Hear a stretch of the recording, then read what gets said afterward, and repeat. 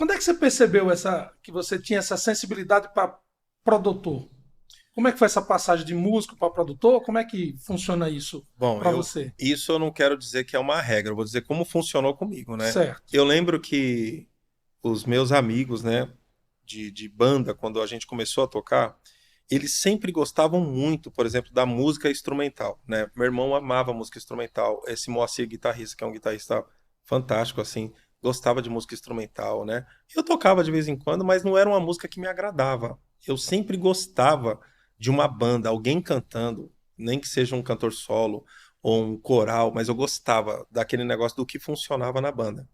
E eu lembro que lá atrás, os meus ouvidos, né, quando eu escutava a música, eu conseguia escutar, identificar o meu instrumento, né? Mas eu também gostava do que a guitarra fazia, eu também gostava do que a bateria fazia. Eu não conseguia ouvir somente o meu instrumento, eu conseguia ouvir tudo que estava acontecendo. Eu sabia o que cada um fazia, mesmo que inconscientemente, mas quando tinha alguma coisa, eu falava, nossa, o que foi isso? Aí eu voltava, ah, foi o piano, tal, não sei o quê. Então lá atrás eu sempre fazia isso. Quando eu tive o privilégio, né, de produzir a minha primeira faixa, que a música veio assim, às vezes eu lembro que foi voz e violão que o cantor me mandou, e aí eu falei assim, falei, nossa, sem experiência na época, né, aquela coisa, aí eu falei assim, ah, vou tocar aqui. Aí eu lembro que eu fiz um trabalho que estava meio que na minha cabeça, né, graças a Uhum. Deus que o cantor, assim, gostou bastante, né. Hoje eu entendo que o produtor musical, ele tem que fazer o som não que tá na cabeça dele, mas que tá na cabeça do artista, né. É por isso que um produtor musical, ele é contratado, né? Hoje tem muita gente que se denomina como produtor musical, mas eles não são produtores musicais, eles são arranjadores. Então, assim, um Fala sobre arranjador, essa diferença para nós. um produtor musical, ele capta a essência do artista. Um produtor musical, ele faz com que o artista ganhe relevância, porque se eu capto a essência, aquilo que o artista tem, ninguém tem. Um arranjador, ele usa a coerência harmônica e melódica. Então ele escuta aquilo e ele faz. Só que ele faz uma cópia de alguma coisa que já existe. Um produtor musical, ele faz um negócio que não tem. Um produtor musical, ele escuta o negócio de uma forma diferente. O produtor musical, ele faz assim, ó, não, essa música aqui vai ser só guitarra e Então, bateria. literalmente, ele cria. Na verdade, ele consegue Ele capta o que está no outro, o que está no cliente. exatamente, porque se eu Se faço um som, sensibiliza, né? É a sensibilidade de entender o o Que que o artista. outro artista quer. é, Ah, não tá. é o que porque às vezes nem o que o artista tá, às vezes o artista também não sabe o que é, Ah, entendi. Às vezes entendeu? ele quer uma coisa, mas na verdade. Normalmente, essa geração de hoje, eles querem aquilo que está dando certo no mercado. Entendi. Eu já nem pego produção assim, Uhum. entendeu? Eu não pego.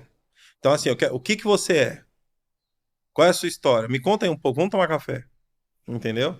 Por quê? Porque eu quero fazer trabalho que dê certo, entendeu? Mas você acha que dá para criar do nada? Eu digo Sim. assim, do nada. Talvez a pergunta nem seja essa. Dá para criar algo que não exista, né?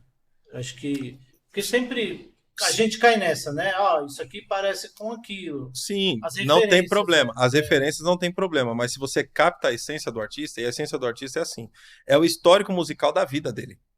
Então, por exemplo, vamos supor que você cresceu ouvindo bandas de rock, um exemplo assim. Aí eu quero saber quais são essas bandas de rock. Uhum. Porque rock, você fala, ah, é rock. Não, mas rock o quê? Eu preciso saber quais são as bandas de rock que você ouviu. Porque Resgate, em Joybrise. cima disso, eu vou saber o que, que ele gostava de ouvir. Em cima disso, eu identifico qual é o instrumento que mais chamava a atenção dele. Na hora de eu fazer o arranjo, eu vou fazer um arranjo entendendo o que está na cabeça dele. Quando eu faço um arranjo como um produtor entendendo o que está na cabeça dele, quando ele escuta o arranjo, ele vai interpretar diferente. Agora, se eu faço algo parecido com o que já existe, ele vai cantar. Por isso que tem música, muita música hoje de plástico. Você escuta e você nem lembra mais o que, que a pessoa fez.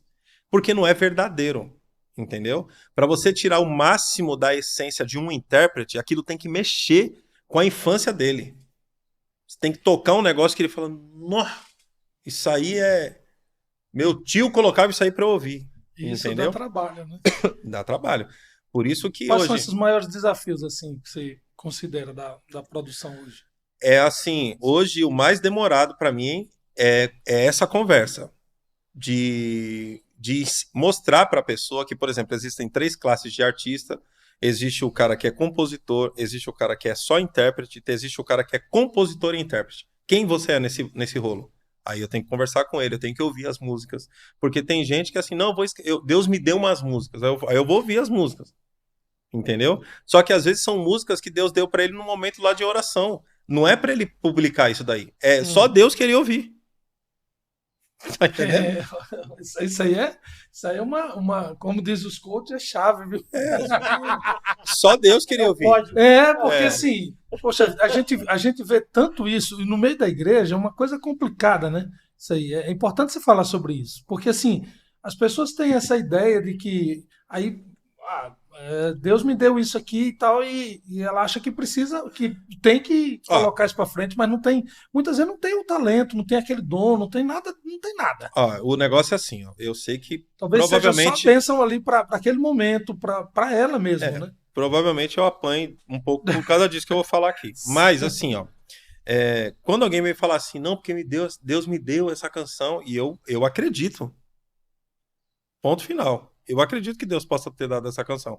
Só que aí eu volto à pergunta. Eu falo assim, mas Deus deu essa canção pra quê? Qual o propósito? Né? Qual é o propósito?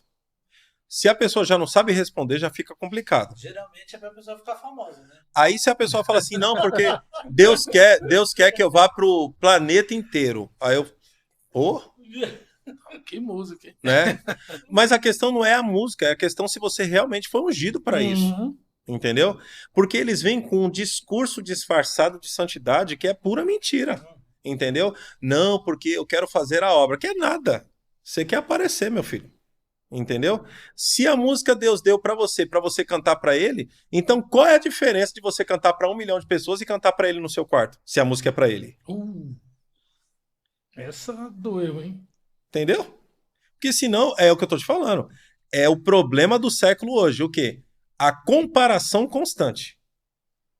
O camarada entra aqui no Instagram, sei lá, do Bruno Mars. Fala, olha aqui quantos milhões de seguidores. Pô, o cara tocou, ele fez o show do Super Bowl junto com a Beyoncé. Nossa, uau! Deus me chamou para isso. Deus? Ou isso aí é a sua carne querendo uma promoção? Então, assim, você precisa... O que eu ensino o povo? Vá para um lugar onde nada mais te importa, sabe? Quando você vai para esse lugar que você não tá nem aí mais, aí você vai descobrir se Deus quer te levar para o planeta, ou se Deus quer que só você cante as músicas para ele no quarto, ou se Deus quer que as suas músicas somente a sua igreja cante. Você vai entender.